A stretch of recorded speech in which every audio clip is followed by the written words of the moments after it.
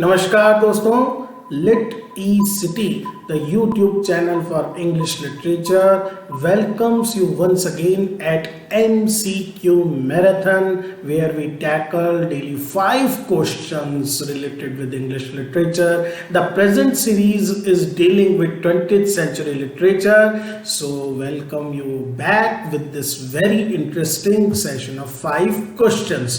Dear friends, the first question of the day, it's about the metafiction novel which is presented as a 999 line poem written by a fictional poet John Shade, and there is a foreword, lengthy commentary and index which is written by Shade's neighbor who is very much interested in his work and academic colleague Charles Kinboard. So there are two fictional characters, we can say two fictional writers, or a writer is writing about a writer or a novelist is writing about the art of the novel. This is what basically metafiction is. If you understand, metafiction is a work which call into attention the writing process itself and it blurs line between fiction and reality. So what are the options?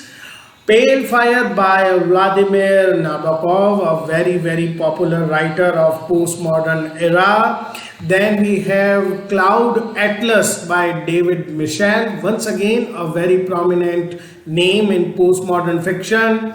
Then we have Infinite Jest by David Foster Wallace. He is a very, we can say, prominent name in list of emerging writers. And then we have London Fields by Martin Amis. Martin Amis, son of Kingsley Amis, in himself is a very, we can say, consolidated name or very important writer of past 30-40 years. So, the right answer for this question is that writer, which apart from Pale Fire is also famous for another path-breaking work, and the name of the work is Lolita. Now I hope it becomes quite easy for you people. It is Pale Fire by Vladimir Nabokov. Dear friends, as we have seen that all these novels are basically postmodern novels and they are also metafictional novels. Pale Fire, we have already discussed how it talks about a fictional writer. If we talk about Cloud Atlas by David Michel, it is basically, it consists of 6 interconnected stories, and it began with a voyage through South Pacific in 19th century and it ends in a primitive post-apocalyptic Hawaii. That is, we can say, quite a meandering course of fiction. If we talk about Infinite Jest by David Foster Wallace, it is basically, there are 388 endnotes. In itself, it's a very important thing, some of which contained irrelevant or even fake information, and others of which contain crucial plot exposition with 3 plot lines there. So you can understand how difficult it is to follow the simple plot line of this Infinite Jest. And if we talk about London Fields by Martin Amis, it is a murder mystery narrated by Sam, the Samson Young or Sam. It is narrated by this person who is an American writer living in London, and he has having a writer's block. He is lacking for inspiration for 20 years and now is terminally ill. So these are some very fascinating novels. If you have time in your hand, please go through them. Okay, our next question, dear friend, is which among these is not a part of David Lodge's Campus trilogy. You know what is a campus novel? We have already seen अभी metafiction देखा. Campus novel is a work in which the protagonists basically belong to the university or academic profile. They have academic profile. उनका जो lifestyle है, their basically dilemmas, their, we can say, dichotomy between professional and personal life. These all things are presented, and David Laws is one of most important practitioners of the campus novel. As you can see, he has written in fact a trilogy.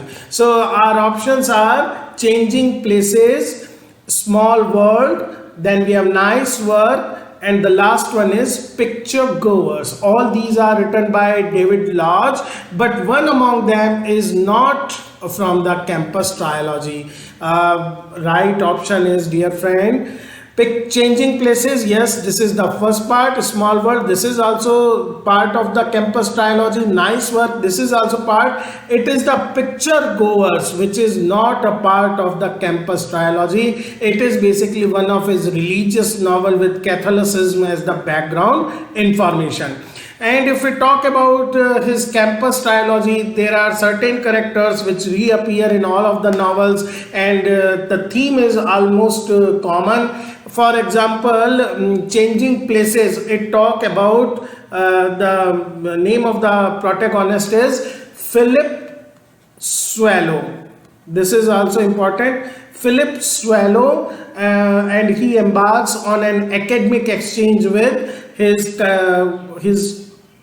friend Morris Zapp. These two are characters which appear in two of these novels.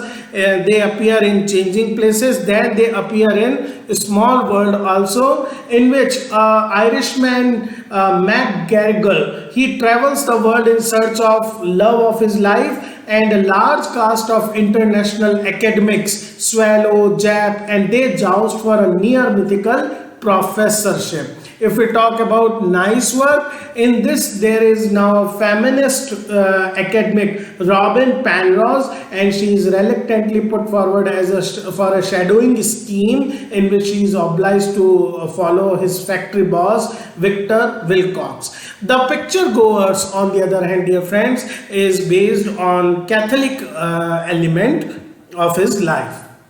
Question number 3. What does July refer to in Nadine Gordimer's acclaimed novel July's People? Now, dear friends, Nadine Gordimer is Nobel Prize winner writer, and July's People is one of the most acclaimed novel by her. Now, the options are the black servant. July refers to the black servant of a white liberal couple, the month of a black revolt in South Africa, the village where Smails, the protagonist family, takes refuge, or the goddess whom black people worship. So these are the options, and the correct answer, dear friend, is yes, it is the black servant who is named July, and he is a servant of a white liberal couple, and the whole novel is about how life changes. In fact, it would be very apt to go through the summary. It was published in 1981 and set in an imagined situation of anti-apartheid South Africa. There is a civil war going on, and Smails, that is Bamford and Maureen Smails, they are rescued by their servant July, and they along with their 3 children from Johannesburg, they escape, and they basically come to the village of this particular person July, and they try to adjust to their new life. The roles are converted. Now July administers, and a very interesting part of the novel is how children are very happy to adapt to this new way of life. It is written from viewpoint of Maureen Smails, and wife to Bam and mother to their 3 children. Okay, moving forward to our next question. Jerome Rothenberg and Robert Kelly, These two are very, we can say, important poet of post World War II and New American poetry. They coined this term, this particular term, to describe their very distinct style of poetry. Now you have to find out the term coined by Jerome Rothenberg and Robert Kelly. Is it deep song, deep image, cave canon, or language?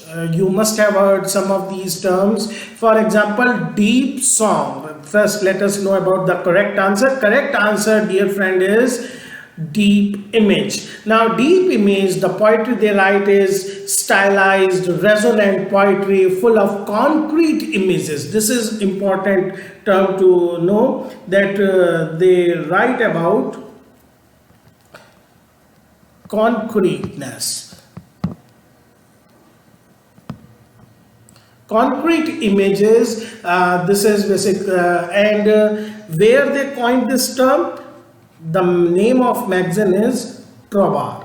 This is the name of the magazine. In the second edition of this magazine, they coined this term deep image. If we talk about deep song, agar deep song ki baat kare, it is basically Spanish type of Spanish song, and it is found in work of Federico Garcia Lorca. Cave canon, if we talk about this term, it is poets of color associated with Cave Canon Foundation. It is name of a foundation which started in 1996. 1996 is the year. And if we talk about language, we already have discussed in 2 or 3 questions. Bruce Andrews and Charles Bernstein, these two are associated with this type of poetry. Okay, final question for the day. Essentials of spontaneous prose. It is a path-breaking essay that dismisses the traditional use of punctuation and structure and urges the writer to pursue free deviation or association of mind into limitless blow on the subject sea of thoughts. You can see the poetic urgency of style here. Now, who is the writer of this seminal essay? Essential of spontaneous prose. और इसी essay से हमारे पास वो term आती है जिनसे इस writer का नाम associate किया जाता है. Is it Henry Miller or Robert Frost or Kurt Vonnegut or Jack Kerouac? Now these all are, we know Henry Miller, he is known for Tropic of Cancer, Tropic of Capricorn. Robert Frost, he is leading American poet of 20th century. Kurt Vonnegut, he is a very, very important name in post-war fiction. And Jack Kerouac, he is also a very important key figure in the, we can say, Beat generation and once again postmodern writing. But along with these, they also have written some very important essays about art of writing. The correct answer for this is Jack Kerouac, and he has written this essay, and after writing this essay, the concept of spontaneous prose, it has came into being associated with Jack Kerouac. If we talk about Henry Miller की अगर हम बात करें, he has written Reflection on Writing. This is a very important essay written by Miller, and he is this essay is exploration of his own emotional, psychological and technical struggle with writing. If we talk about Robert Frost, the figure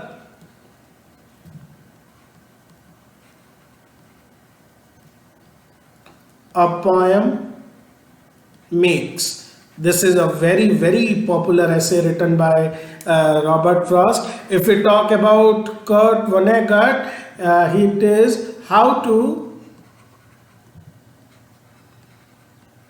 write with style. So these are some important essays. Please note these down, and they will help you in your exams. Okay, dear friends, that's all for today. I hope you enjoyed this quiz and it enhanced some knowledge about 20th century. We will keep posting these quizzes, keep supporting and keep promoting. Thank you, dear friends.